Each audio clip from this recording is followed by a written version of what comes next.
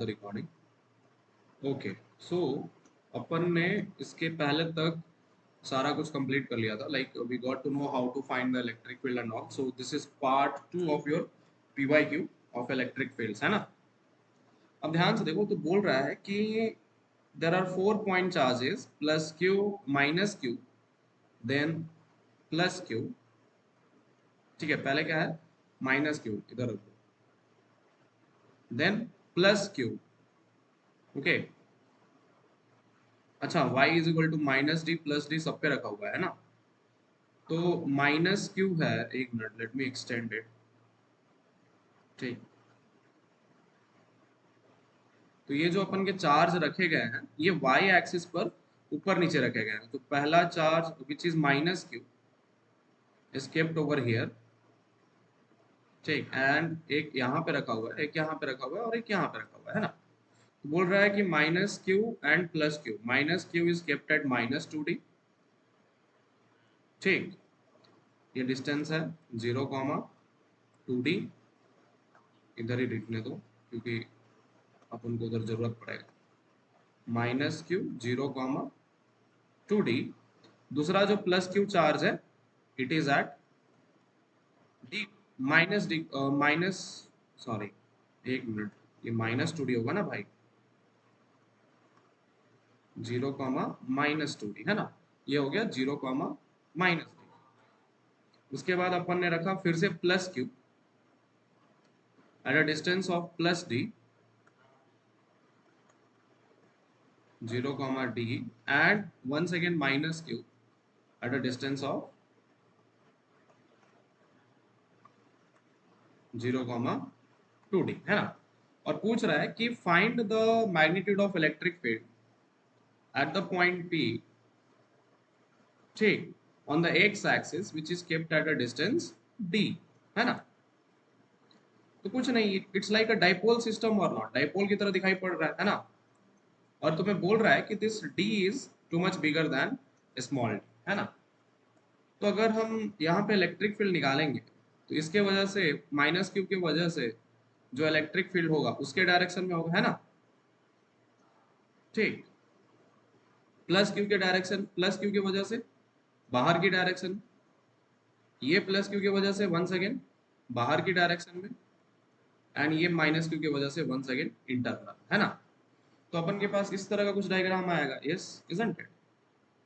तो minus Q की वजह से ऐसे ड्रॉ कर दो इलेक्ट्रिक फील्ड, ये दोनों माइनस क्यू की वजह से ऐसा हो गया, और प्लस क्यू की वजह से तुम्हारा it is outside, isn't it.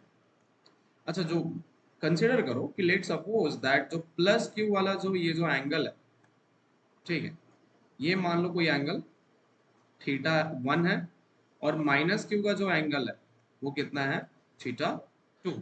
Are able to get me और नॉट। तो ध्यान से देखा जाए तो this electric field since they are at same distance away which is root under, ये कितना डिस्टेंस है, root under capital D square plus 2d का होल स्क्वायर, है ना। Root under capital D square plus 2d का whole square, यहां से लेके यहां तक का डिस्टेंस, इजंट इट।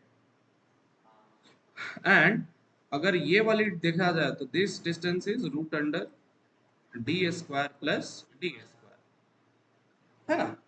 तो ध्यान से देखा जाए तो इफ दिस इज θ2, ये डिस्टेंस सेम है, ये डिस्टेंस सेम है, तो ये इलेक्ट्रिक फील्ड, मान लो ये इलेक्ट्रिक फील्ड 1 मैंने रखा, तो this is electric field 1 will be in this direction, तो इसका वर्टिकल कंपोनेंट कैंसिल हो जाएगा ना। अगर ये थीटा है तो इधर क्या कंपोनेंट आएगा, E cos theta, even cos theta, ठीक है। तो ध्यान से देखा जाए तो जो net electric field at point P है, E net at point P, क्या होगा, किसकी स्ट्रेंथ ज्यादा होगी, प्लस क्यू की वजह से ना, क्योंकि दिस डिस्टेंस इज कम और not D square plus D square, और इनका भी दो कंपोनेंट आएगा, इसको मान लो ई टू एंड ई टू। तो इधर होगा ई टू कॉस थीटा, तो क्या लिखेंगे अपन, twice E two cos theta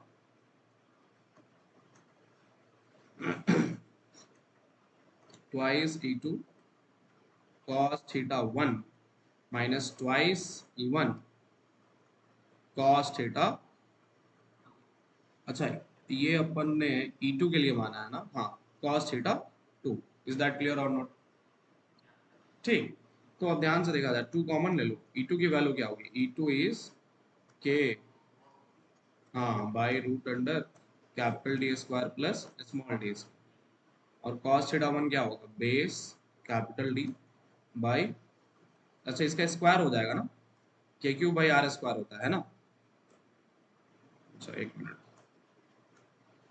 ठीक है, इनटू cos थीटा वाला टर्म आएगा तुम्हारा base which is D by hypotenuse root under capital D square plus small D square minus 2 into इसका E1 वाला निकाल लो, के क्यू सेम है divided by root under D,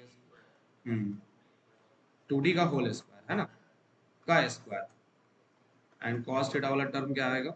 same capital D, base तो same है ना, root under capital D square plus 2D का whole square, है कि नहीं?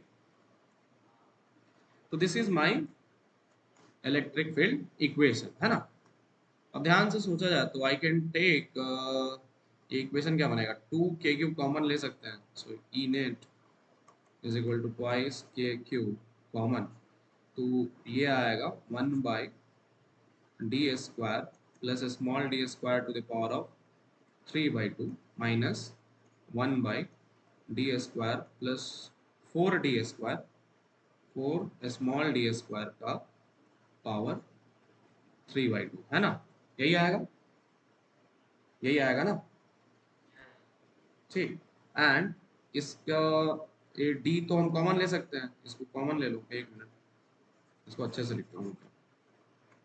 सो E is equal to E at point P twice के q into capital D 1 by D square plus small D square का power 3/2 minus 1 by D square plus 4D square का power 3/2, है ना। Is that clear? अब ध्यान से देखा जाए तो इसका आंसर क्या आना चाहिए? अब हमें बोल रहा है कि I have this capital D square, means this capital D is too much bigger than small d or not, है कि नहीं? तो अब अगर तुम कॉन्सेप्ट लगाओगे, अगर ध्यान से देखोगे, अगर तुमने इसमें रिप्लेस कर दिया कि sir D square is similar to zero, तो ये तो पूरा टर्म ही जीरो हो जाएगा ना। बट इलेक्ट्रिक फील्ड जीरो होगी क्या एक्चुअली में? इन रियलिटी नहीं। क्यों? क्योंकि this is 4D square and this is small D square, है कि नहीं? तो जो प्रोपोर्शनलिटी आएगा, हमसे क्या पूछ रहा है? हमें इसीलिए प्रोपोर्शनलिटी पूछ रहा है कि what is they are proportional to. तो जो electric field to point P आएगा, basically I can't make it equal to zero, this is not similar to zero, because if you consider similar to zero the net electric field is how much? Zero. Are able to get me और not? तो कुछ हमें सोच के रखना पड़ेगा, हमें क्या करना पड़ेगा? हमें लिखना पड़ेगा ट्वाइस के Q capital D by D square. हम इस टर्म को पूरा का पूरा कैंसिल मारेंगे। इज दैट क्लियर और नॉट? एंड देन इसमें डी स्क्वायर को जीरो मानेंगे। हम इसको जीरो नहीं कह सकते। Is that clear? This subtraction is not zero. Are you able to get me और नॉट? तो ये डी स्क्वायर नहीं आएगा, ये डी क्यूब आएगा, है ना। तो this and this will get cancel और not, so electric field at point P is directly proportional to 1/d square. Are you able to get me और not? So which option is correct? Option D. आगे बढ़े। Okay, क्या बोल रहा है? 2019 main का question है, क्वेश्चन नंबर 12 बनाया था तुमने, बहुत अच्छा क्वेश्चन दिया है, आसान भी है, थोड़ा न्यूमेरिकली बहुत ज़्यादा ये दिया है, मतलब न्यूमेरिकल कैलकुलेशन दिया है। बोल रहा है कि a bob of simple pendulum has mass 2 gram and a charge of something and it is at rest in a uniform horizontal electric field of intensity this number at equilibrium। अच्छा, अब electric field लग जाएगा तो देखो, पहले pendulum था vertical वे में, है ना। अभी पेंडुलम कहाँ जाएगा? ये it will create some angle theta with the vertical orbit. ये क्या बनाएगा? after some time due to the switch on of electric field, this pendulum will make a angle theta at the vertical or not. तो ये कौन सा case है, ये इसका इनिशियल केस है. After that finally it will make some angle theta. इसके पास मास भी है और इसके पास क्या है, चार्ज भी है ना. मास भी है और साथ में क्या है, चार्ज. Isn't it. तो ध्यान से देखो, इसके ऊपर जो इलेक्ट्रिक फील्ड लगेगा, electric field will generate a force of Q in this direction, है ना. और अगर मान लो ये एंगल थीटा है तो इधर जो फोर्स जनरेट होगा that will be my tension T. और इसके नीचे का वेट कितना, M G. This is my tension T. तो ध्यान से देखा जाए तो दिस पर्टिकुलर एंगल, ये जो एंगल है वो भी एंगल थीटा होगा या नहीं होगा. और बॉडी इक्विलिब्रियम में है. इक्विलिब्रियम में तुम्हें एक चीज बताया था, अगर बॉडी इक्विलिब्रियम में है तो क्या मानना पड़ेगा, इस थीटा. हाँ, इस टी को पहले रिजॉल्व करो. T cos theta T sine theta. देखो अब बनने लगा कि नहीं बनने लगा. तो अगर बॉडी इक्विलिब्रियम में है तो टी साइन थीटा बराबर Q E and T cos theta बराबर एम जी. ठीक, अब इसको डिवाइड कर दो. Divide equation 1 with equation 2. क्या आएगा, tan थीटा बराबर Q E by M G. So theta is equal to, this implies tan inverse Q E by M G, है ना. तो ध्यान से देखना जरा कि अपन अपन ने दो दो केस लिया 2019 का, जेई मेंस का. ये सेशन 2 का क्वेश्चन आया हुआ है, ये सेशन 1 का क्वेश्चन आया. तो सेशन 2 का हार्ड है, सेशन 1 का इजी है बेसिक कॉन्सेप्ट के ऊपर. तो हरदम सेशन 1 का क्वेश्चन इजी ही आने वाला है, याद रखना. इज दैट क्लियर और नॉट. अब इसमें क्यूई वगैरह का वैल्यू पुट कर दो, आंसर आ जाएगा.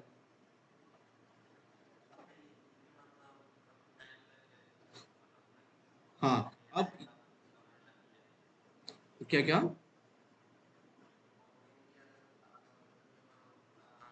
हाँ हाँ हाँ, परसेंटाइल बहुत लोगों का सेम मार्क्स आता है ना. अच्छा, यहाँ पे ये 1/4 कूलम दिया है, ये इसका मतलब समझते हो क्या है. हाँ हाँ. देखो यहीं पे बच्चों से बच्चों का खड़िया खड़ा हो जाएगा, समझे. इसका बहुत अच्छा मतलब होता है, पता है. ये मैं बता दे रहा हूँ, ठीक है. कि पहली पॉइंट, कि अगर तुम्हें ध्यान से देखो, Q is written as 5.0 in at 1/4 of coulombs. ठीक है. मतलब ये कूलम का कौन सा पार्ट है, 1/4 पार्ट है. कौन सा पार्ट. तो 1/4 पार्ट क्या होता है, क्या लेकर क्या कंसिडर करेंगे. 4 पार्ट. तो बेसिकली मतलब इस कन्वेंशन को अपना लो कि this convention that 1/4 coulomb is, यहाँ पे 1/4 लिखना नहीं चाहता, आई थिंक. मतलब इन्होंने चेंज किया था, शायद माइक्रो बोला था, ठीक है. तो 1/4 कूलम को हम लोग अगर ऐसा सच में लिखा था तो then it is called as micro coulombs. ठीक है. तो 1/4 सी, इसका मतलब क्या है, 10⁻⁻⁶. इज दैट क्लियर और नॉट. ठीक है.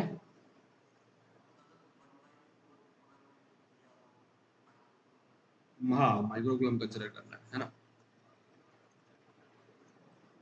तो आसान तो दिया था, बट ये वाला देखो कॉन्सेप्ट लगा दिया है ना.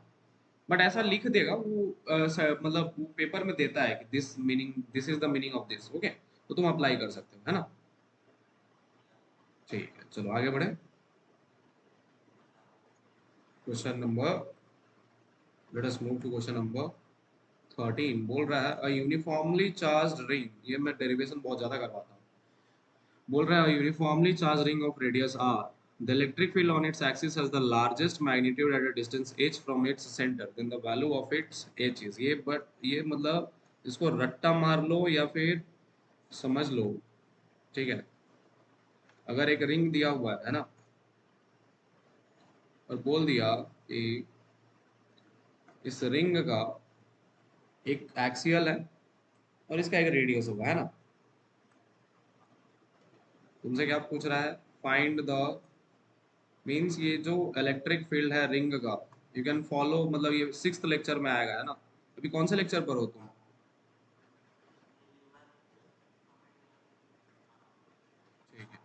है ना, फिफ्थ या सिक्स किसी पर आएगा रिंग का derivation. Okay, so over here,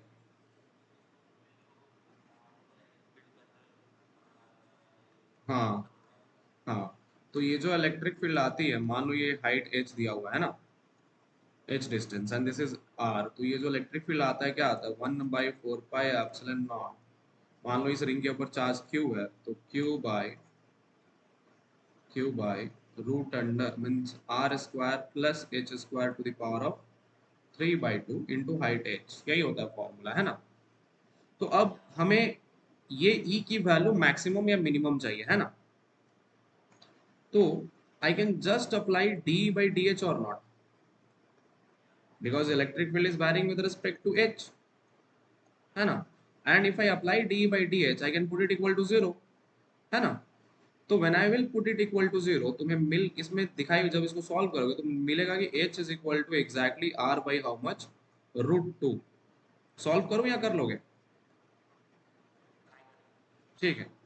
तो मतलब देखो, अगर तुम, ये क्या है, के क्यू तो कांस्टेंट हो गया, तो के क्यू क्या आ जाएगा बाहर, और ये कौन सा रिलेशन है तुम्हारा, u बाई वी डिफ्रेंसिएशन है, तो इसको करोगे तो क्या आएगा, R square plus H square to the power of 3/2 का होल स्क्वायर। फिर डिनोमिनेटर तुम्हारा बाहर जाता है, R square plus H square to the power of 3/2, denominator D by D H of H, तो ये 1 हो जाएगा ना, माइनस, है कि नहीं। एंड उसके बाद क्या आएगा, h बाहर, d by D H of R square plus H square to the power of 3/2 and put it equal to 0।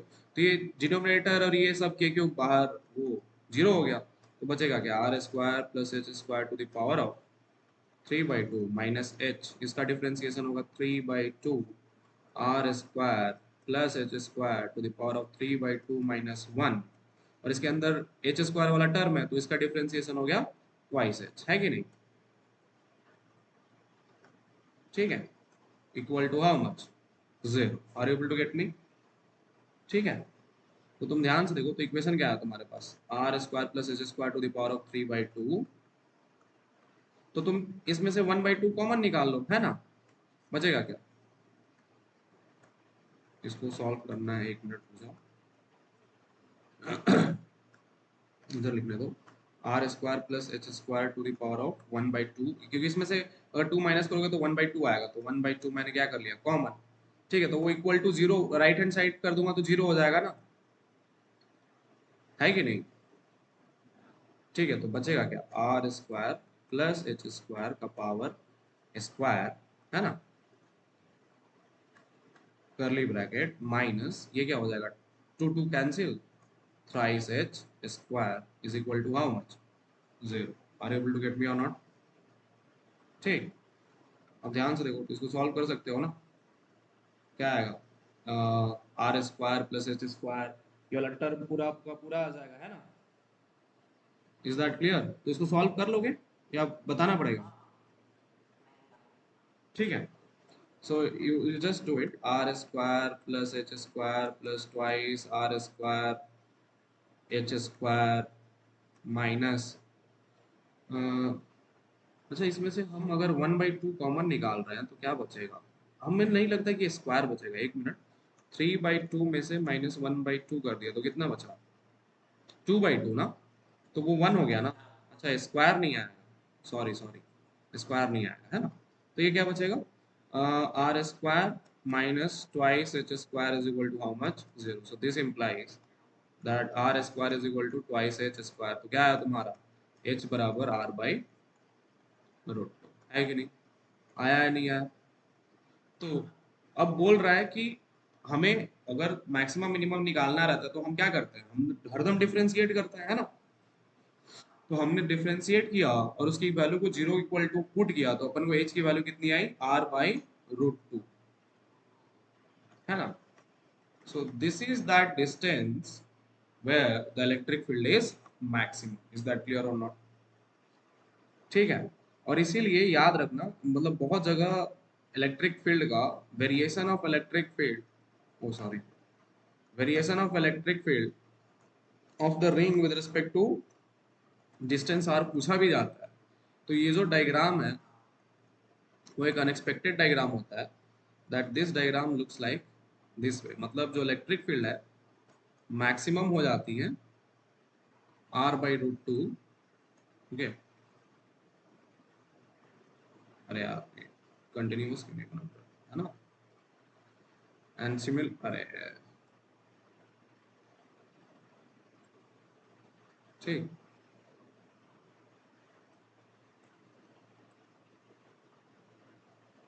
Something like this है ना। तो ये जो वैल्यू है R/√2, इस पे देखो इलेक्ट्रिक फील्ड क्या है, मैक्सिमम। ठीक, लोग सोचते हैं कि इलेक्ट्रिक मतलब अगर हम दूर जाएंगे तो इलेक्ट्रिक फील्ड घटेगा, नहीं, पहले घटता है, पहले बढ़ता है फिर घटना स्टार्ट होता है in the case of ring. Are able to get me. तो ये जे एडवांस में बहुत पहले एक बार क्वेश्चन आया था, electric field first increases then decreases for the ring case. Is that clear और नॉट? ठीक, चलो आगे बढ़ते हैं, क्वेश्चन नंबर 14। हाँ, हाँ बढ़ेगा, मतलब तुम जितना नजदीक जाओगे इलेक्ट्रिक फील्ड बढ़ेगा। बट यहाँ पे क्या है कि पहले इलेक्ट्रिक फील्ड घटता है, मतलब सॉरी पहले बढ़ता है फिर घटना स्टार्ट होता है अगर तुम रिंग के पास चलते जाओगे। हाँ इस केस में, हाँ ठीक है।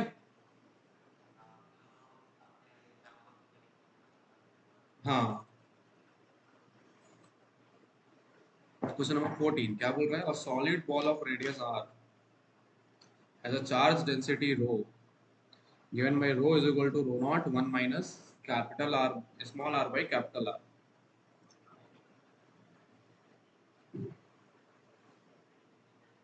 Then electric field outside the ball is simple, solid ball बोला है ना, डेंसिटी फंक्शन दिया है, ठीक। तो सॉलिड बॉल के केस में हमने बताया था ना तुम्हें कि if it is R given over there, ठीक है, जिसमें वो कंटिन्यूअस वाला तोड़ने वाला बताया गया था, तो फॉर रो फॉर्मूला क्या होता है, रो इज इक्वल टू dq/dv, है ना। अगर आउटसाइड पॉइंट पे हमें इलेक्ट्रिक फील्ड निकालना है तो first I should know that how much charge is in capital R और नॉट। यस, ठीक। इस पॉइंट पे अगर इलेक्ट्रिक फील्ड निकालना है तो इस पॉइंट पे इलेक्ट्रिक फील्ड क्या होगा, it will be how much charge is there enclosed within this sphere. अगर मान लो q है तो E at point P is simple kq by r square. What is q? That's the biggest question. So उसको हम क्या करेंगे, integration के through निकालना पड़ेगा। तो हम क्या लिख सकते हैं, dq is equal to rho dv. Are you able to get me? अब देखो, अब ध्यान से सोचो जरा, तो वॉल्यूम का फॉर्मूला क्या है, अगर if r is varying, see this density is varying, मतलब हर पॉइंट पे अलग अलग चार्ज है ना, अलग अलग मैग्नीट्यूड ऑफ चार्ज है, तो हमें volume in terms of small R लेना पड़ेगा, है ना। तो वॉल्यूम का फॉर्मूला क्या लिखेंगे, तो वॉल्यूम ऑफ स्फीयर क्या होता है, 4/3 pi R cube. Capital R नहीं लिखेंगे, क्या लिखेंगे, small R, because the volume is varying with respect to small R, है ना।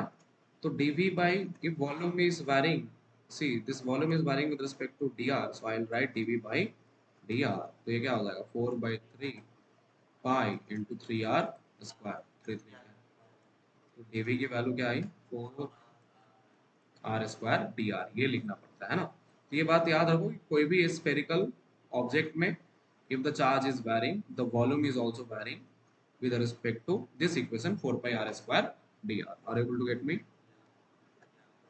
तो rho into 4 pi R square D R, है ना। इसको इंटीग्रेट कर दो तो क्या मिलेगा तुम्हें, टोटल चार्ज मिल जाएगा। तो look over here, total charge is equal to, rho की वैल्यू पुट करो since rho is given, rho not 1 minus small R by capital R into 4 pi R square D R, है ना।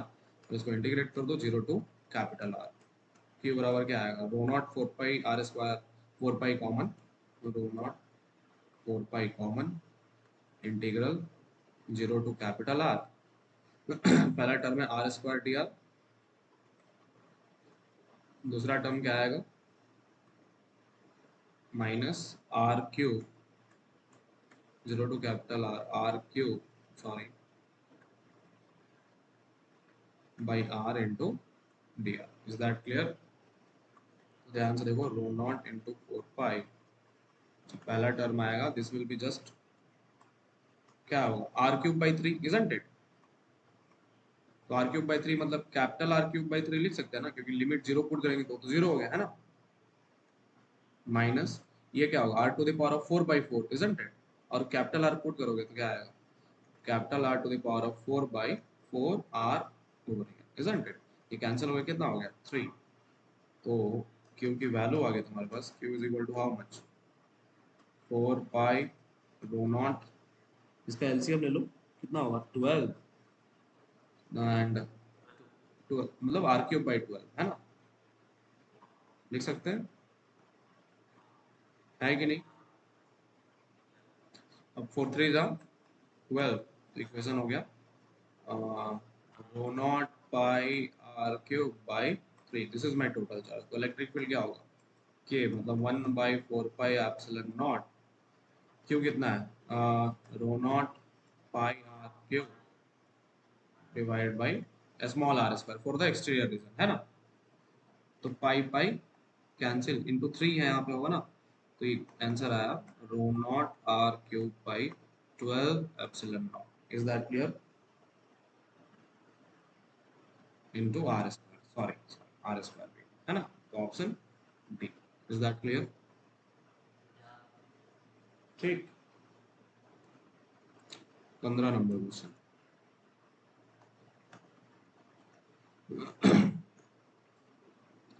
बोल रहा है a long cylindrical cell carries a positive surface charge sigma on upper half, negative charge minus sigma in the lower half. The electric field lines around the cylinder will look like figure A. पहली बात, cylinder है मतलब upper surface पे पूछ रहा है, इस surface पे है ना, एक तरफ क्या है प्लस,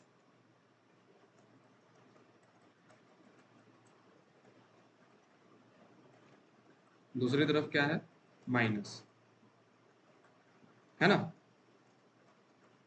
यही है ना. ठीक है, सिलेंड्रिकल सेल है, सॉरी भाई, it's not solid. So plus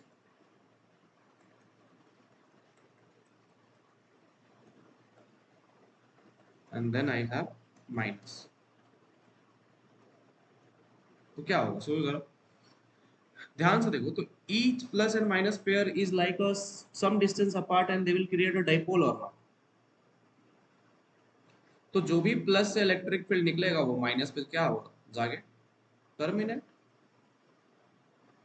है कि नहीं? ठीक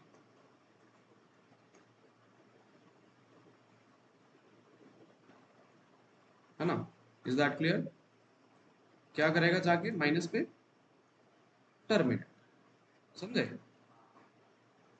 उसे इस ये कौन सा रिप्रेजेंट कर रहा है, इसमें तो इलेक्ट्रिक फील्ड बाहर जा रहा है, since they are equally placed. देखो इसमें क्या है, upper half and negative half है same same density, plus sigma and minus sigma.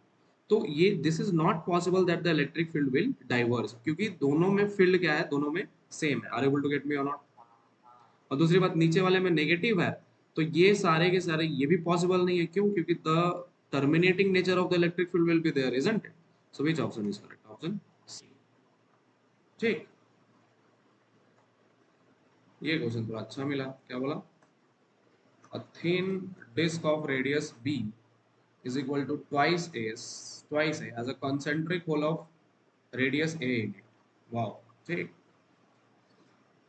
सो बोल रहा है, मतलब इसका कहने का मतलब ये है, थोड़ा और बड़ा करते हैं कि sir this radius is a and this radius is twice a. समझ में आया, this radius is a, blue वाली रेडियस जो है वो कितनी है, ट्वाइस. ठीक. क्या पूछ रहा है तुमसे कि it carries a surface charge sigma on it. If the electric field on its axis at height h from the center is given as ch, then the value of c is, then the value of क्या पूछ रहा है, c. क्या करेंगे बताओ,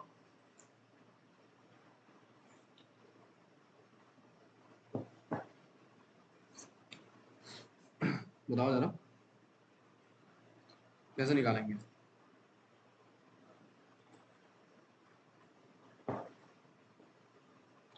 तुमको एक मैंने कॉन्सेप्ट बताया था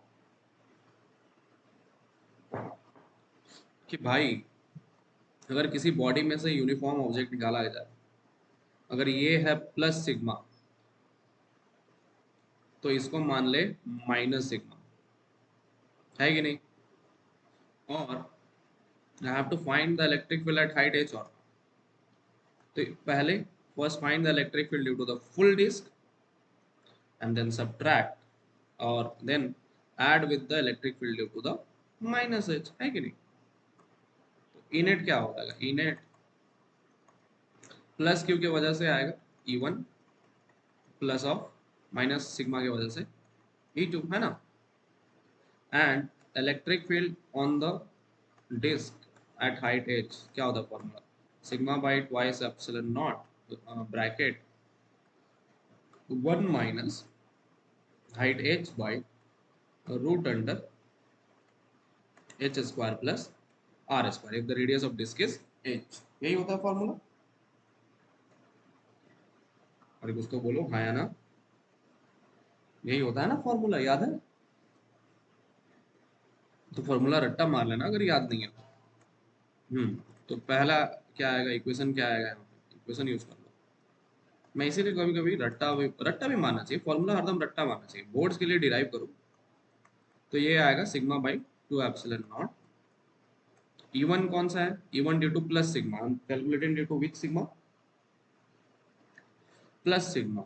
ठीक, तो क्या आएगा 1 माइनस हाइट तो सेम है h by root under r दिया हुआ है, इट्स रेडियस इज ट्वाइस है, इजंट इट। तो ट्वाइस ए इसका whole square plus H square, यही आएगा ना। सिग्मा की वजह से, प्लस सिग्मा की वजह से रेडियस कितना है, ट्वाइस है ना। Minus sigma bye 2 epsilon not, because E2 क्या है माइनस सिग्मा की वजह से, 1 माइनस इसका क्या आएगा रिलेशन, लैग हो रहा है अभी, ठीक है।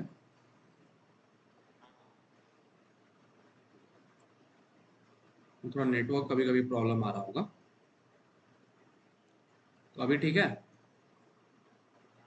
सो 1 minus H by A square plus H square, is that clear और नॉट, क्योंकि इसकी रेडियस कितनी है a। समझ में आई बात। तो ये देखो सिग्मा बाई 2 एप्सिलॉन नॉट वाला टर्म कैंसिल हो जाएगा ना, तो बचेगा क्या, sigma by 2 epsilon not multiplication वाला, ये तो माइनस माइनस प्लस हो गया, तो h by root under A square plus H square minus h by root under twice A का whole square plus H square, है कि नहीं। समझ में आई बात। ध्यान से देखो, तो क्या लिखा है, एक और चीज लिखा है कि h is too much less than a, h is too much less than a, मतलब h square is what, similar to 0, है ना। तो इक्वेशन क्या है, सिग्मा बाई 2 एप्सिलॉन नॉट, ये आ गया h by A minus h by 4 twice, है ना। ठीक है, तो एलसीएम ले लो 2, तो क्या आएगा, simple sigma net is equal to sigma into H by 4 epsilon not A, यही होना चाहिए आंसर, विच इज सी का वैल्यू निकालना था ना, सी इंटू एच। सी का वैल्यू क्या आता है, simplify C is equal to sigma by 4 epsilon not A. Is that clear, so मैं दिस इज क्लियर और नॉट, अभी लैग नहीं हो रहा है ना। ठीक, आगे बढ़े। 17वां नंबर क्वेश्चन, वाह बहुत बड़ा क्वेश्चन दिया, बड़ा कर देते हैं फिर हम स्क्रीन भी अपना। क्या बोल रहा है, कि charges Q, 2Q and 4Q are uniformly distributed in three dielectric solid spheres. Wow, कौन सा स्फीयर है? पहले देखो, डायलेक्ट्रिक सॉलिड स्फीयर है ना, ठीक। तो आज मैं एक वीडियो अपलोड करने वाला हूँ कैपेसिटर्स में, ठीक। उसमें डायलेक्ट्रिक्स के बारे में दिया हुआ है ना।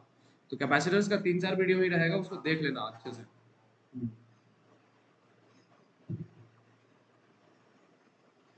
Dielectric solid sphere 1, 2, 3 of radii r by 2, r and 2r, that's sounding clear. If the magnitude of electric fields are this and that, तो लिख दो इलेक्ट्रिक फील्ड का रिलेशन। अच्छा, ये है सॉलिड स्फीयर, ये पॉइंट के लिए थोड़ा सा दिक्कत होगा, और सारे पॉइंट के लिए तो आसान है ना।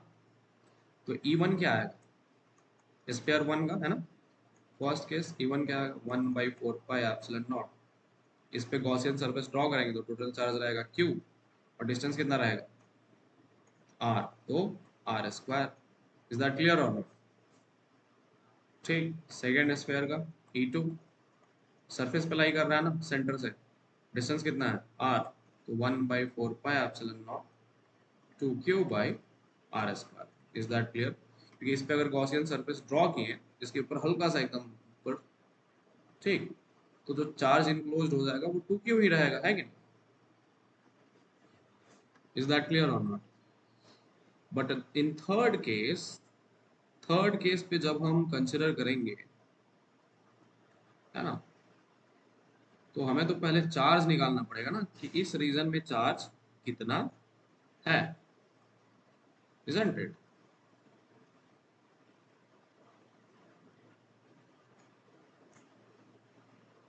इस रीजन में चार्ज कितना है। First thing I need to find out that how much charge is within this region. अरे कुछ तो बोलो हाँ या ना। और डाइलेक्ट्रिक मतलब क्या हो गया, कि डाइलेक्ट्रिक मतलब नॉन कंडक्टिंग बॉडी है, तो नॉन कंडक्टिंग में तो चार्ज सरफेस पे ज्यादा नहीं है, charge is uniformly distributed in non conducting body, है कि नहीं? तो what will be the charge over there, that's the point I need to find out. तो can I apply the density function? Question number third is special, so it is a sphere also और not? तो अपन apply कर सकते हैं ना, density बराबर बड़ा चार्ज बाई बड़ा वॉल्यूम इज इक्वल टू छोटा चार्ज बाई छोटा वॉल्यूम। इज दैट क्लियर और नॉट? ये डेंसिटी तो यूनिफॉर्म है, इज दैट क्लियर? समझ में आई बात?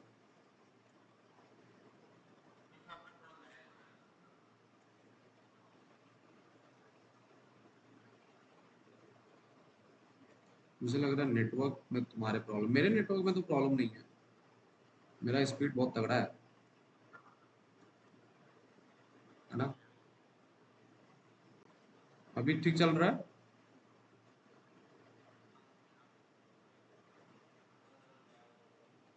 कोई बात नहीं, उसको टेंशन ना लो, मतलब अगर दिक्कत है तो बोल देना भैया थोड़ा दिक्कत हो रहा है, ठीक है?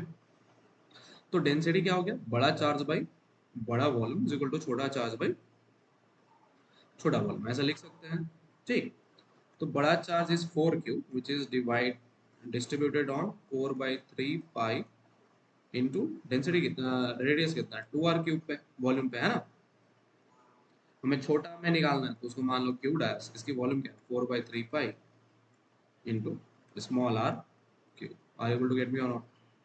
4/3 pi 4/3 pi cancel, R cube cancel, तो क्या है क्यू डैश बराबर, ये 4Q है तो 4Q डिवाइडेड बाई 2 का क्यूब होता है 8, तो क्या है Q/2। समझे कि नहीं समझे? तो इसकी जो इलेक्ट्रिक फील्ड आई कितनी आई, तो E at 3 at point P is 1/4 pi epsilon not.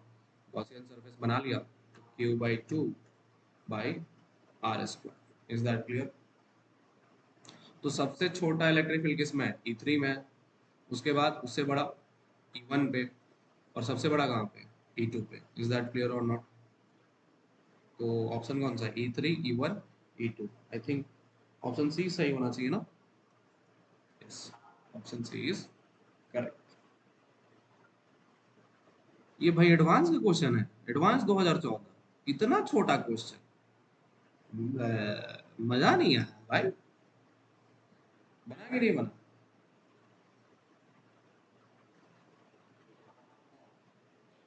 हाँ हाँ हाँ, तो मतलब अगर कॉन्सेप्ट क्लियर है, अगर तुम्हें बनाने आता है, देखो मैं क्या किया, मैंने सीधा छोटा चार्ज भाई छोटा, लोग क्या करेंगे अब डेंसिटी फंक्शन लगाएंगे, वैसा नहीं करना है। जब यूनिफॉर्म दिया हो और वैरी नहीं कर रहा हो, जब तक ये डेंसिटी वेरिएबल ना हो, don't apply integration, don't apply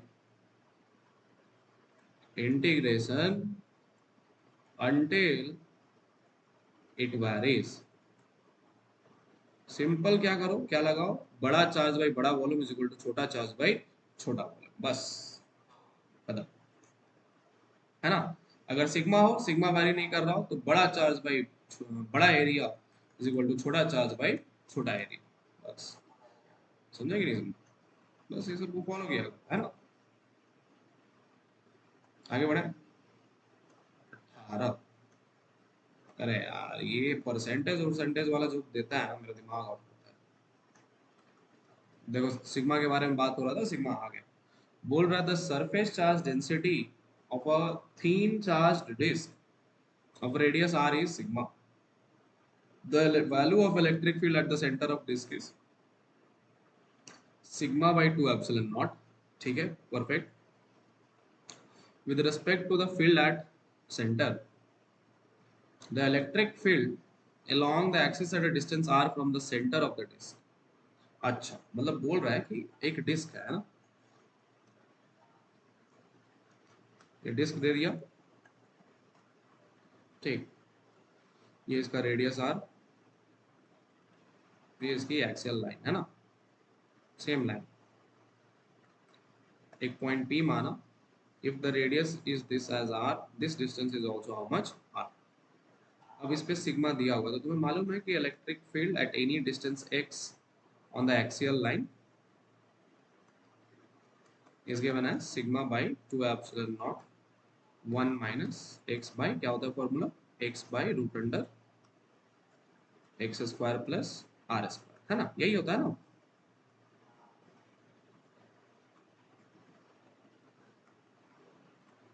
ठीक, अब ये क्या है, अब तुम ही सोचो, अगर हम सेंटर पे बारे में बात करेंगे ओ पे, तो ओ पे x की वैल्यू क्या है, 0, तो electric field will be just sigma by 2 epsilon naught or not, yes. But पूछ रहा है कि what will be the electric field at a distance R, और उसको परसेंटेज में कन्वर्ट करना, तो निकाल दो, पहला काम है इलेक्ट्रिक फील्ड निकाल दो at distance R. So E at r on the axis sigma by 2 epsilon naught 1 minus r by root under r square plus r square, है ना। तो क्या आएगा, sigma by 2 epsilon naught 1 minus 1 by root 2, है ना, यही आएगा, यही आएगा ना। तो ई आर की वैल्यू आ गई तुम्हारे पास, sigma by 2 epsilon not root 2 minus 1 divided by root 2। तो ई आर रूट 2 का वैल्यू होता है 1.414, इजंट इट। तो sigma by 2 epsilon not 1.4 put कर दो माइनस 1 डिवाइड बाई 1.4, तो ध्यान से देखो ई आर का वैल्यू आया सिग्मा बाई 2 एप्सिलॉन नॉट, तो 0.4 बाई 1.4 विच इज 4 बाई 14। तो याद रखना root 2 minus 1 by root 2 is 4 by 14, root 3 minus 1 by root 3 is 7 by 17, है कि नहीं, क्लियर। बस अब रेशियो निकाल दो, कितना रिड्यूसेस बाई कितना परसेंट पूछ रहा है, तो हमें चेक करना होगा ना, इलेक्ट्रिक फील्ड यहाँ पे क्या है, सिग्मा बाई 2 एप्सिलॉन नॉट, तो हमें पता करना है कि वेदर इट इज रिड्यूस्ड और वेदर इट इज इंक्रीज्ड। तो ध्यान से देखो, तो अगर हम 4 बाई 14 करें, तो ये तो वन से कम है ना, फ्रैक्शन में आ गया ना, तो definitely the answer is reduce. अब कितना परसेंट रिड्यूस हुआ, तो percentage reduced is E at the center minus E at R divided by E at center into 100%, ये हुआ ना फॉर्मूला। तो E at center sigma by 2 epsilon not, अब वो 1 minus 4 by 14 divide by sigma by 2 epsilon not into 100%। तो ये cancel, 14 में से 4 गया कितना, 10 बटा, तो this implies delta percent reduced is equal to 10 बटा 14 इंटू 100। कितना हुआ ये, डिवाइड करोगे तो कितना आएगा, कितने के बराबर आ रहा है ये, 14 साते, कुछ इसी तरह का टर्म आएगा, 14 साते छान 7 से तो नहीं होगा, तो होगा 32, ठीक है, 7 से, हाँ 7 से होगा, 96 से होगा, 98 सॉरी, 98 होगा ना, 14 से 7 से 98, तो 7, फिर इस जीरो को उठा रहा तो 0 पॉइंट समथिंग आएगा, है ना, तो delta change in percentage reduces by 70%। Is that clear? ठीक है, तो ये सब थोड़ा अप्रोक्सीमेशन लगा सकते हो जल्दी बनाने के लिए, है ना। आगे बढ़े, चलो 19। अब थोड़ा टफ स्टार्ट होगा, कि पुराने वाले क्वेश्चन आ रहे हैं। वाह, ये क्वेश्चन हुआ कॉन्सेप्ट का।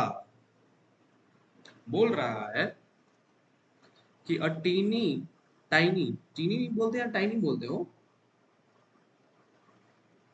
इंग्लिश में क्या बोलते हैं, टीनी या टाइनी?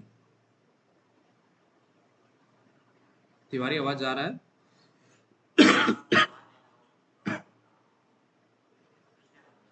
अच्छा, तो बोल रहा है कि a tiny spherical oil drop carrying net charge is balanced in still air। वाह, मतलब एक चार्ज है जो कि हवा में पड़ा हुआ है, हवा में पड़ा हुआ है ना, with a vertical uniform electric field of strength this much, strength is given, when the field is switched off the drop is observed to fall with terminal velocity। क्या लिखा, टर्मिनल वेलोसिटी, मतलब घुस गया सरफेस टेंशन में, है ना। Given 9 point, given g is equal to 9.8 meter पर second square, viscosity of air is this much and the density of oil is this much, then find the magnitude of q। अच्छा एक बात बताओ, terminal velocity कब reach होती है, what is the meaning of terminal velocity? सोचो पहले। Terminal velocity के बारे में स्टोक्स ने बहुत अच्छा बात किया है ना, इसके लिए तुम्हें मेरे फ्लूइड मैकेनिक्स के लेक्चर सरफेस टेंशन वाली में जाके देखना होगा, लेक्चर नंबर शायद 9 या 10, 11 या 12 हुआ होगा, है ना। बहुत अच्छा मैंने समझाया था कि कैसे टर्मिनल वेलोसिटी रीच होती है। तो देखो होता क्या है, समझो जरा, कि मान लो अगर किसी चीज को हवा में गिराएंगे, let's suppose if I make anything fall, then acceleration due to gravity क्या कहता है कि it will always increase the velocity, है ना, it will always increase the velocity और नॉट। बट एक पॉइंट आता है, समझना जरा कि होता क्या है, कि दिस एक्सेलरेशन, मतलब तुम ही सोचो कि ऐसा तो नहीं पॉसिबल है ना कि एक्सेलरेशन है तो वेलोसिटी अचानक से लास्ट तक इनफाइनाइट हो जाएगी, ऐसा थोड़ी ना, it is not possible.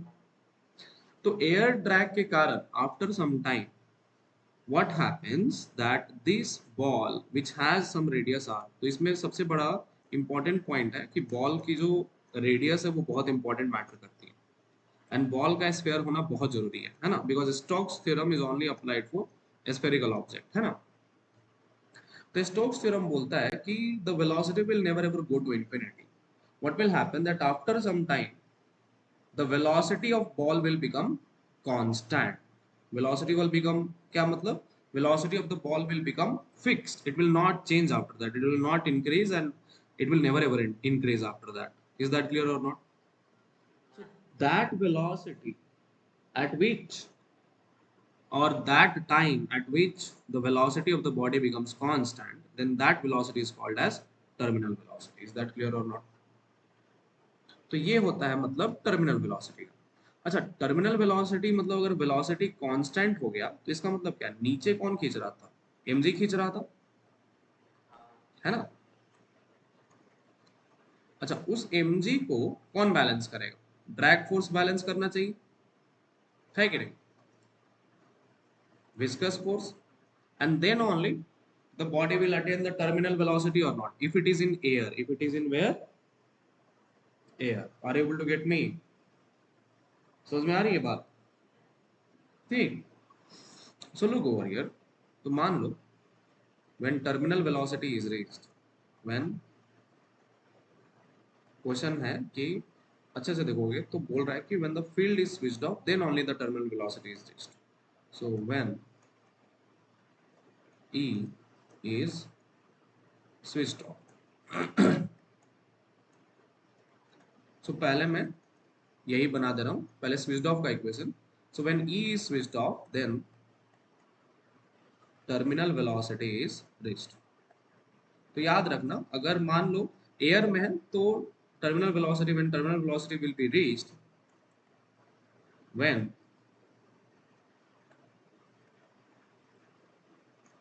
viscous force is exactly equal to how much mg. Are you able to get me or not? अगर मान लो यही स्फीयर किसी पानी में होता तो उसके ऊपर एक और फोर्स लग जाता, बुओयेंसी force, and at that time the buoyancy force plus viscous force will be exactly equal to mg. Is that clear or not?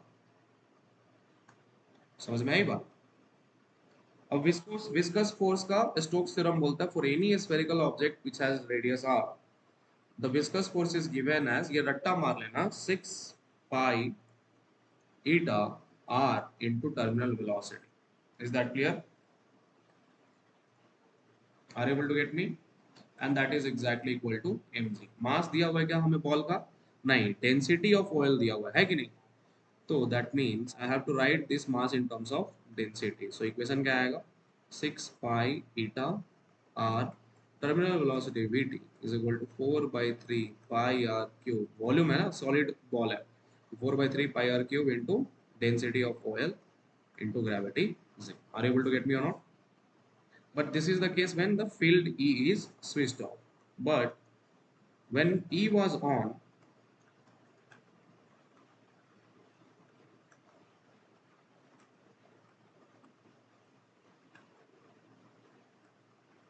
then when E was on, look over there, charge was balanced in air by the vertical electric field strength or not. तो इसका मतलब उस time पे जो charge था, अपन छोटा sphere मान लेता हूँ, रेडियस आ रही है, एट दैट टाइम इसके ऊपर जो mg है that was balanced by my the electric field, means the force due to the electric field which is given as QE. So QE बराबर mg होगा या नहीं होगा? है ना, हमें mg मानने की जरूरत भी नहीं है. तो ध्यान से देखो, ये F भी बराबर mg है एंड दिस इज QE बराबर mg. तो हम लिख सकते हैं ना equation that this implies that I can write 6 pi eta r into terminal velocity. Radius of the ball दिया गया है क्या? रेडियस नहीं दिया हुआ है. क्या दिया हुआ है? डेंसिटी वगैरह दिया हुआ है क्या? अच्छा, तो तुम्हें रेडियस वाला इक्वेशन डालना होगा, समझे? समझे कि नहीं समझे? तुम्हें रेडियस पहले निकालना होगा. इसमें से क्या निकालोगे तुम? पहले रेडियस. ठीक है, हाँ, ये रेडियस का इक्वेशन फॉलो करोगे तुम, बिना रेडियस का नहीं निकलेगा ये. तो इक्वेशन क्या आएगा? एक मिनट रुक जाओ, इसमें पहले रेडियस निकाल लेना. ठीक है, तो ध्यान से देखो, तो इक्वेशन क्या आएगा? ओ भाई साहब, पाई पाई कैंसिल. तो ये इक्वेशन आएगा तुम्हारा, रेडियस का ये आर स्क्वायर हो गया ना. सो 2 2 ज़ा 4, 2 3 ज़ा 6. तो इक्वेशन आएगा R square is equal to 9 eta B T, है ना. There is a 9 divided by twice rho of oil, rho into gravity z, है कि नहीं? This is my equation. Are you able to get me of radius? है ना. और ये QE बराबर mg वाला इक्वेशन पुट करो तो Q निकालना था. E क्या होता है? E हमें दिया हुआ है ना. तो Q बराबर m फिर से क्या आएगा? 4 by 3 pi capital R cube into gravity g. ठीक है, into density rho, that is my mass divide by electric field E. तो ये आर स्क्वायर और आर क्यूब में तुम्हें कन्वर्ट करना है, तुम्हें पुट करना है और आंसर निकालना है. Is that clear? ठीक है, ये तुम्हारा काम है, मैं नहीं कर रहा हूँ। इज दैट क्लियर और नॉट? ठीक, मैंने तुम्हें इक्वेशन बता दिया, इज दैट क्लियर और नॉट? तो सिंपल सी बात है, when terminal velocity is reached in air, viscous force will be equal to mg, and when E was on then QE बराबर mg। अब दोनों को बैलेंस कर दो तो आंसर मिल जाएगा, है कि नहीं? अब जैसे अभी अभी तुम्हारा लेटेस्ट पैटर्न में अगर इसको आसान बनाना रहेगा तो तुम्हें सिर्फ सिंपल इक्वेशन पूछ सकता है, तो तुम डायरेक्टली लिख सकते हो ना कि QE बराबर viscous force is the resultant equation which will provide us the charge Q, isn't it? Clear? आगे बढ़े। दिस वन नंबर क्वेश्चन बोल रहा है, three concentric metallic spherical shell draw करो, जल्दी जल्दी ड्रॉ करो। तीन कंसेंट्रिक मेटेलिक स्फेरिकल सेल है ना, पहला, दूसरा, तीसरा। ठीक, तो इसको और बड़ा करते हैं, और इसको और बड़ा, और इसमें इसको घुसेड़ देते हैं।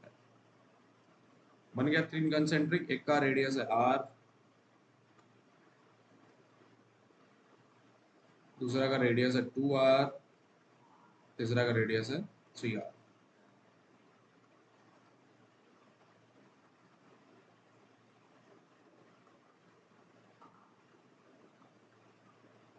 बोल रहा है are given charges Q1 Q2 and Q3, Q1 Q2 and Q3। बोल रहा है, it is found that the surface charge densities on the outer surfaces of the shells are equal. बहुत अच्छा क्वेश्चन दिया। क्या बोल रहा है? It is found that the surface charge density, कौन सा? सरफेस चार्ज डेंसिटी, मतलब कि तीनों का जो सिग्मा है वो तुम्हारा कैसा है बालक? इक्वल। मतलब sigma 1, sigma 2 and sigma 3 they are equal to each other. पूछ रहा है then the ratio of charges Q1 is to Q2 is to Q3 पूछ रहा है। Is that clear or not? तो क्या है, अब चार्जेस है तो इंडक्शन होगा या नहीं होगा? अगर इंटरनल पे Q1 है तो इसमें माइनस Q1 आएगा, ऊपर में ऐड हो जाएगा ना, विच इज प्लस Q1, है ना? तो इस वाले पे इंटरनली क्या आएगा? Minus Q2। अभी सही है?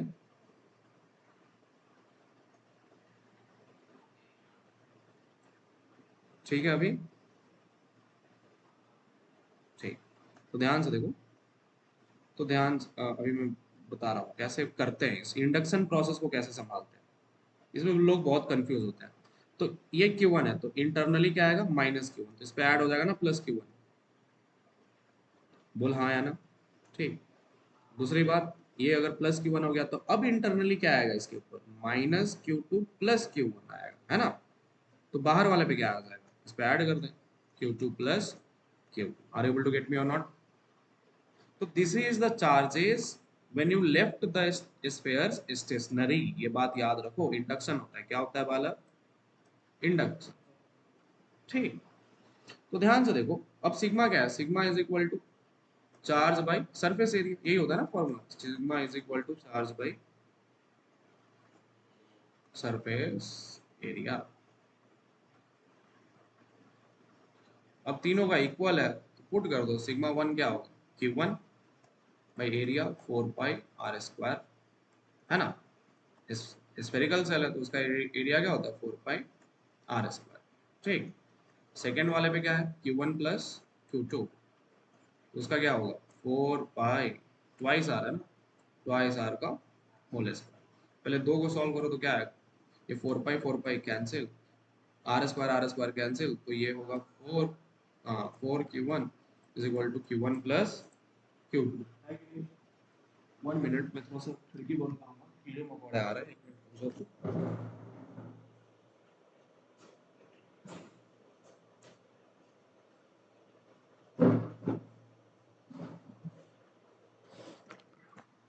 ठीक है, तो इक्वेशन क्या है?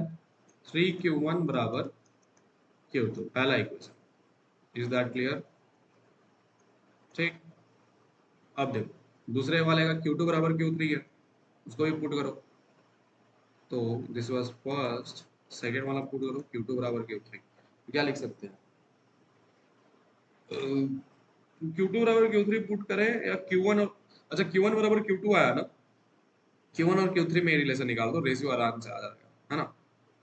पुट करो Q1 by 4 pi R square is equal to Q1 plus Q2 plus Q3 divided by 4 pi into 3 R square, मतलब 9 आर स्क्वायर, है ना। R square cancel, 4 pi cancel, तो इसका क्या है रिलेशन, 9Q1 बराबर Q1 प्लस Q2, Q2 कितना है 3Q1 प्लस Q3, तो क्या रिलेशन, 5Q1 बराबर Q3, है कि नहीं।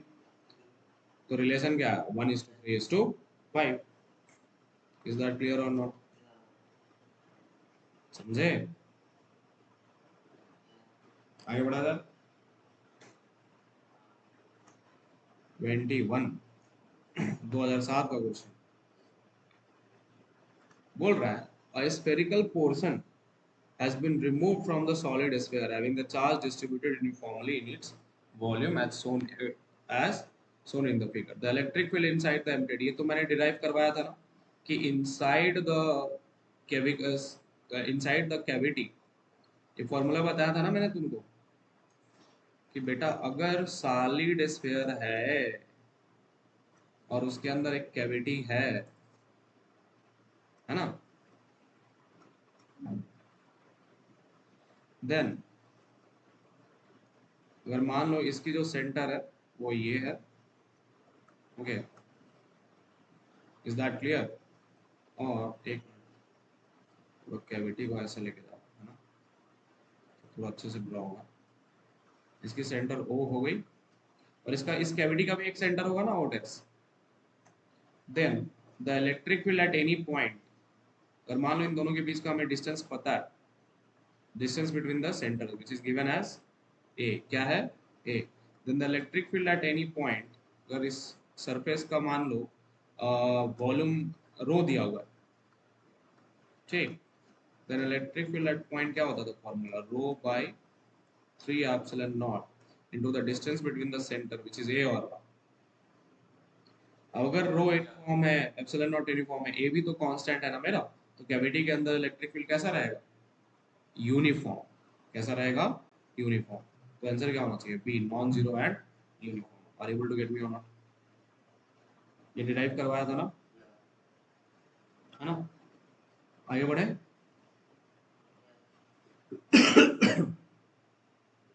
22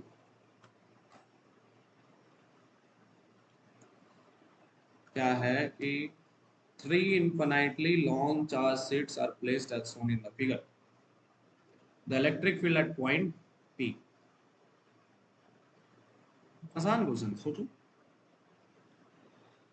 इनफाइनाइट सीट की वजह से इलेक्ट्रिक फील्ड कितना होता है, सिग्मा बाई। अच्छा एक बात बताओ, पता है मतलब लोग गलत करते हैं इनफाइनाइट सीट में, मैं एक चीज बता दे रहा हूँ, है ना, आज समझ लो।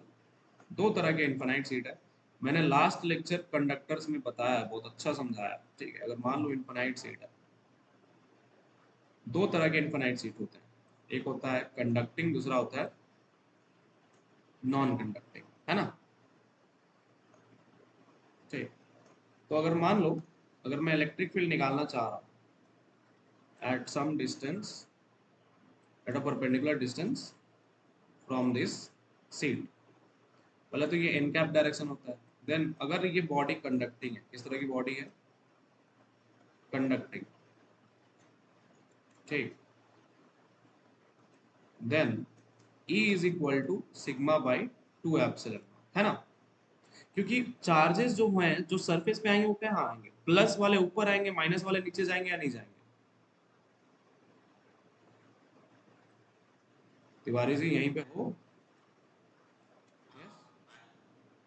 एंड अगर नॉन कंडक्टिंग है तो तुम्हें मालूम है कि non conducting the charges is distributed uniformly, उसमें प्लस और माइनस ऐसा कुछ होता नहीं है ना। तो तो सिर्फ एक डायरेक्शन का इलेक्ट्रिक फील्ड आएगा ना, या तो ऊपर आएगा या फिर नीचे आएगा अगर नॉन कंडक्टिंग है कि नहीं। तो at that time the sigma is divided only one sphere, so this is given as sigma by epsilon. Are you able to get me or not? Yes. लेकिन अगर हम चार्ज का ध्यान दें तो जो सिग्मा होगा इसमें चार्ज दो कंडक्टिंग में दोनों एरिया पे डिफाइन होता है, तो इसमें जो फॉर्मूला आता है it is sigma.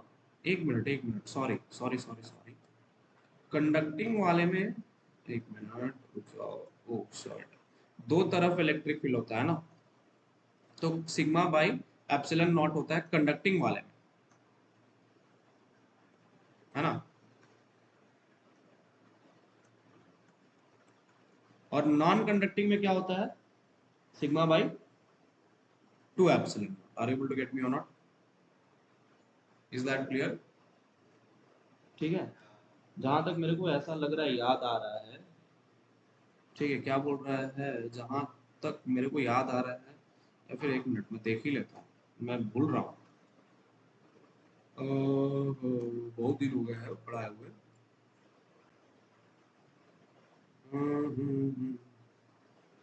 Conductors and insulators, infinite sheet है ना। हाँ, एक मिनट। यस, तो यस, कंडक्टिंग सीट का कितना होता है, ई नेट, क्योंकि दोनों तरफ में होता है ना, इसीलिए सिग्मा बाई एप्सिलन नॉट। अगर हम एक तरफ मानेंगे तो sigma by two epsilon naught. Are able to get me और नॉट? और नॉन कंडक्टिंग में सिर्फ एक तरफ डिस्ट्रीब्यूट होता है, मतलब यूनिफॉर्मली डिस्ट्रीब्यूशन होता है, तो उसमें कोई ऊपर का नहीं होता, कुछ नीचे का नहीं होता है ना, इसीलिए sigma by two epsilon naught. Are able to get me? This was the formula which was given to us, isn't it? आगे बढ़े तो ध्यान से देखो, तो यहाँ पे क्या होगा, कंडक्टिंग का सिग्मा बाई एप्सिलन नॉट, और यहाँ पे नॉन कंडक्टिंग का क्या हुआ, sigma by two epsilon naught. ये कब का है, ये नेट है, और ये as it is that clear? अब ध्यान से देखो, if I consider in terms of charge, ठीक, तो जो चार्ज है for conducting it is distributed in whole upper surface and downward surface or not, तो सिग्मा क्या होगा, sigma by twice of area है, इजंट इट? अगर मान लो इसका एरिया ए दिया हुआ है, तो sigma is twice area A epsilon naught. Are able to get me और नॉट? लेकिन नॉन कंडक्टिंग में तो ये एक ही एरिया पे डिस्ट्रीब्यूट होगा ना, ऊपर नीचे का कुछ सवाल नहीं है, तो it is simply sigma by A, means Q by A, so which is still twice A epsilon not. तो याद रखो कि कंडक्टिंग एंड नॉन कंडक्टिंग में एक बहुत इंपॉर्टेंट अच्छी बात है कि in terms of charge they are having the same formula, but in terms of sigma they have the different formula. Is that clear? समझ में आया क्या? ठीक है, तो पूछ रहा था कि find the electric field at point P due to the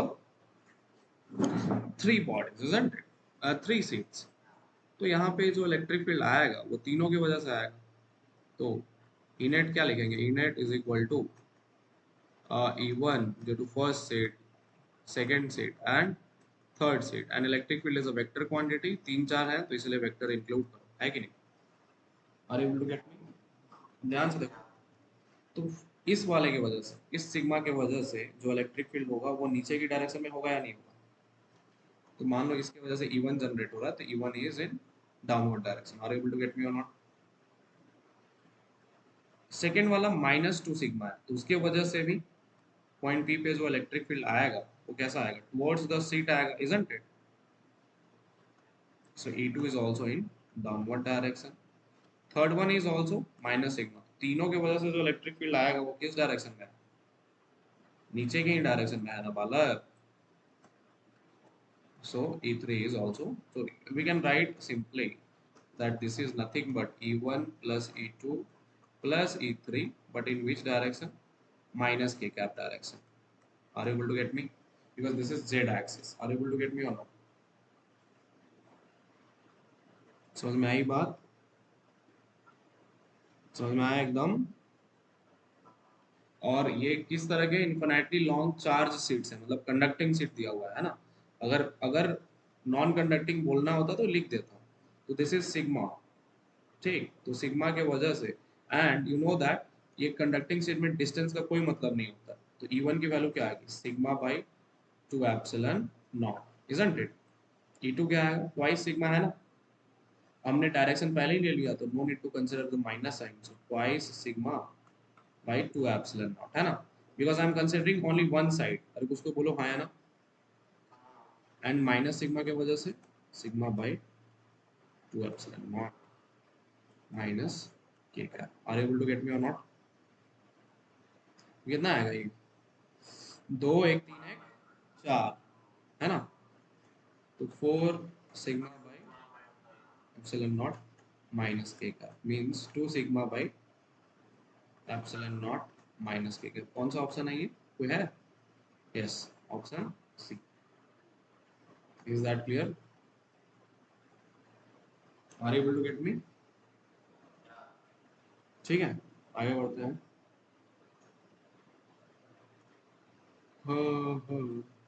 23 क्या बोल रहा है? 6 charges of equal magnitude, 3 plus 3 negative are placed at PQRST U at the regular hexagon such that field at the center is double that of what it would have been if only one positive charge is placed at R. The following arrangement will be। अच्छा, अगर मान लो सिर्फ एक charge positive are पे रहता, if only one charge was placed at corner of hexagon, ये है second case, है ना। तो ध्यान से देखा जाए, सिर्फ अगर एक सिंगल पॉजिटिव चार्ज रहता प्लस क्यू, है ना, क्यू मान लो, तो उसकी वजह से इलेक्ट्रिक फील्ड कितना आता है at the centre? You know that if this is a then this distance is also a in hexagon, isn't it? उसको बोलो हाँ या ना। तो ये जो इलेक्ट्रिक फील्ड आती है कितनी आती है? Simple, E is equal to k Q by A square, isn't it?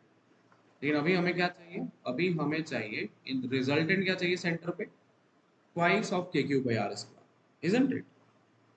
तो ट्वाइस कब होगा? अगर ये प्लस चार्ज है तो इसके अपोजिट में एक माइनस प्लेस कर दो, तो आंसर आएगा या नहीं आएगा? आएगा ना। तो मान लो अगर हमें हेक्सागोन ले लेते हैं, ध्यान से देखो, अगर मैं हेक्सागोन मान लूँ, हाँ सही, सही दिख रहा है, ठीक। और हमें सेंटर पर क्या चाहिए? Twice of k Q by are. तो इतना तो पता है कि एक इधर प्लस क्यू होगा तो दूसरा कैसा होना चाहिए? माइनस क्यू, है कि नहीं? तभी नेट फील्ड क्या हो जाएगा? ट्वाइस के क्यू बाई आर, है ना। तो अब हमें क्या करना? प्लस पी क्यू की वजह से कैंसिल होना चाहिए और टी एस की वजह से कैंसिल हो जाना चाहिए, है ना। तो क्या कर सकते हैं? अगर मान लो ये पॉजिटिव है, ये पॉजिटिव रहा, और ये नेगेटिव रहा, तो ये तो कैंसिल नहीं होगा ना, नेट इलेक्ट्रिक फील्ड रिजल्टेंट आएगा या नहीं आएगा? आएगा ना। हमें कैंसिल करवाना है, हमें क्या करवाना है? कैंसिल। तो हमें अगर मान लो ये प्लस है, और अगर ये भी क्या हो गया? प्लस, और ये क्या हो गया? माइनस, और ये भी क्या हो गया? माइनस, है ना, ठीक। 3 पॉजिटिव और 3 क्या है? नेगेटिव, ठीक। अ,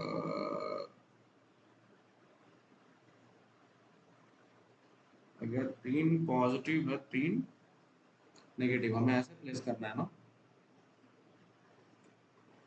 लेकिन ये तो ऑप्शन में मैच ही नहीं कर रहा है।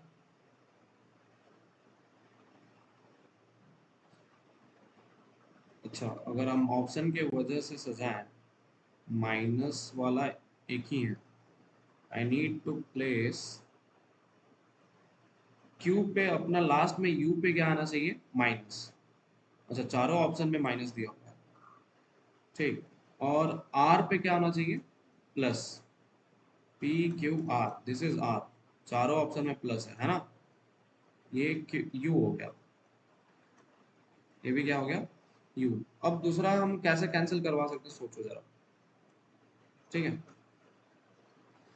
ध्यान से देखा जाए, if I place plus plus, तो ये तो first option is incorrect, isn't it? क्योंकि उसके वजह से रिजल्टेंट आएगा ही आएगा, isn't it? This is P, this is Q, this is P, this is Q। यहाँ पे क्या है, पहले P पे है माइनस, देन इस पे है प्लस, देन R पे है plus, then once again plus and once again minus. But look over here, what will happen, यहाँ पे क्या होगा सोचो जरा, is it going to cancel? No, क्योंकि इधर माइनस की वजह से आएगा और प्लस की वजह से भी एक इलेक्ट्रिक फील्ड आएगा ना। सिमिलरली यहाँ माइनस की वजह से आएगा और प्लस की वजह से इलेक्ट्रिक फील्ड, तो रिजल्टेंट आया नहीं आया, आया ना। So then this option is also not correct, isn't it? So option B is also not correct. ठीक, तो इसको थोड़ा सा ऐसे बनाएंगे हिट एंड ट्रायल मेथड से। Third option, let us check third option. So first one is minus, this is minus, then it is plus, then it is plus q, then once again it is minus, and then it is plus, isn't it? अब ध्यान से देखो, यही वाला अपना orientation है which was we taken opposite, isn't it? अब इसमें से क्या होगा, प्लस क्यू की वजह से इस डायरेक्शन में, है ना, इस प्लस क्यू की वजह से इस डायरेक्शन में, माइनस क्यू की वजह से इस डायरेक्शन में, इस माइनस क्यू की वजह से इस डायरेक्शन में। तो ये चारों कैंसिल करेंगे या नहीं करेंगे? They will cancel each other. So बच जाएगा क्या, net resultant electric field will be due to minus q along this side and due to this plus q along this side. So net electric field will be twice eq, होगा या नहीं होगा? So which option is correct? Option C. समझे? तो कभी कभी मतलब देखो, जैसे मैं अभी क्या किया तुम्हारे सामने, मैं पहले क्या किया, पहले एक फॉर्मेशन बनाया, फिर मैंने सोचा कि ट्वाइस के क्यू कब होगा, फिर तीसरा बार मेरे को लगा कि अरे नहीं यार, ये मतलब मुझे लग रहा है कि डायग्राम थोड़ा अलग दिया हुआ है, क्योंकि मैं जो बनाया ऑप्शन वो लगा कि इनकरेक्ट। तब मैंने क्या है, स्टार्ट कर दिया हिट एंड ट्रायल। तो at some time stop for 2 minute in the question, मतलब देखना मैं क्या हुआ, यहाँ पे 30 सेकंड का एक पॉज लिया था, है ना, देखा था। I took a 30 second pause and after 30 second once again I started solving। तो बना या नहीं बना? तो हाउ, तुम्हें क्या करना है एग्जाम में, इसी तरह की पेशेंस रखनी है, मतलब क्वेश्चन छोड़ना नहीं है। ये क्वेश्चन आसान है, देखने से लग जा रहा है कि तुमने कॉन्सेप्ट समझ लिया है, बनाया हुआ है। अब प्रोसेस कौन सा अप्लाई करना है ना, तो वो पॉज लेना बहुत जरूरी है एग्जाम में, है ना। और वो प्रैक्टिस से ही आएगा। How to take the pause, will learn by the method of practice only. Is this clear? 24वां देख। ए भाई क्या है, ये तो मतलब नीट वालों में अब आता है। A metallic solid sphere is placed in uniform electric field. The lines of force, the lines of force follow the path as shown in। कौन सा फॉलो करेगा बेटा? सिंपल सी बात है, अगर तुम इलेक्ट्रिक फील्ड में प्लेस करोगे मेटेलिक सॉलिड स्फीयर को, उसमें चार्जेस क्या हो जाएंगे, ओरिएंट होंगे या नहीं होंगे? इधर क्या आएगा, अपोजिट डायरेक्शन में नेगेटिव, राइट डायरेक्शन में पॉजिटिव। मेटेलिक स्फीयर है ना, तो प्लस और माइनस में इंडक्शन होगा या नहीं होगा? अरे कुछ तो बोल, कहाँ गया ये, हेलो, समझ में आ रहा है? ओरिएंट होगा या नहीं होगा? If you place any kind of a conducting body in the electric field, it will have always a induction in which the minus charges will come on one side and the plus charges will come on one side। अब ध्यान से देखो, तो minus charges पे electric field क्या हो जाती है, टर्मिनेट करती है, isn't it? फर्स्ट ऑप्शन में टर्मिनेट दिखा नहीं रहा है, सेकंड ऑप्शन में टर्मिनेट दिखा नहीं रहा, थर्ड ऑप्शन में टर्मिनेशन दिखा नहीं रहा। तो कौन सा ऑप्शन होगा? Option D. क्योंकि देखो इसमें क्या है, माइनस पे क्या हो गया, इलेक्ट्रिक फील्ड खत्म, और प्लस में क्या हो गया, फिर से चालू। तो which option is correct? Option B. Is that clear और नॉट? ठीक है, are able to get me? चलो, 25th नंबर क्या पूछा, a metallic sphere has a point charge q kept inside its cavity, which of the following diagrams correctly represents the electric lines of force। मतलब यहाँ पे charge Q रखा है ना, अब चार्ज क्यू रख दिया तो इंटरनल में माइनस क्यू आएगा ना, आउटसाइड में क्या आएगा, प्लस, है ना। तो इलेक्ट्रिक लाइंस ऑफ फोर्स क्या करेंगे, इस क्यू के तरफ से माइनस क्यू की तरफ जाएंगे और प्लस क्यू से दोबारा निकलने लगेंगे, है ना। Is that clear? अरे भाई इसमें तो बहुत सारे ऑप्शन सेम लग रहे हैं, है ना?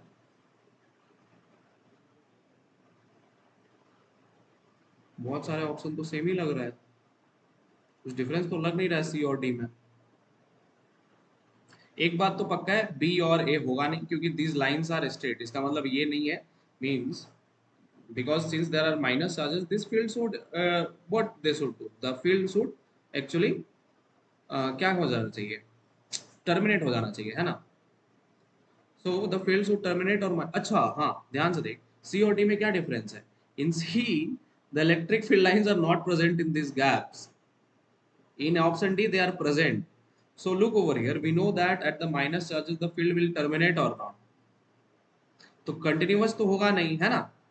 isn't it? So which option is correct? Option C.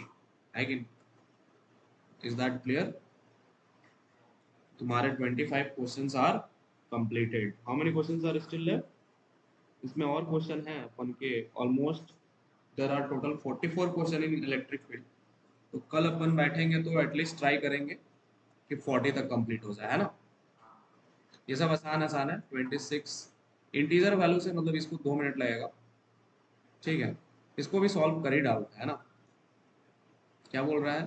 Three positive charges are placed on equilateral triangle, ये तो मैंने अपने लेक्चर में करवाया हुआ है, लेक्चर नंबर 3। हो जाएगा ना? ये क्या है, प्लस क्यू, ये क्या है, प्लस क्यू, ये क्या है, प्लस क्यू। ये तो पॉसिबल नहीं है, closed circuits are never possible. ये भी क्लोज वाला never possible. This one is also close loop, it is never ever possible. कौन सा ऑप्शन है? ऑप्शन सी, है ना? You know that electric field lines will never form a close loop. Yes, is that clear?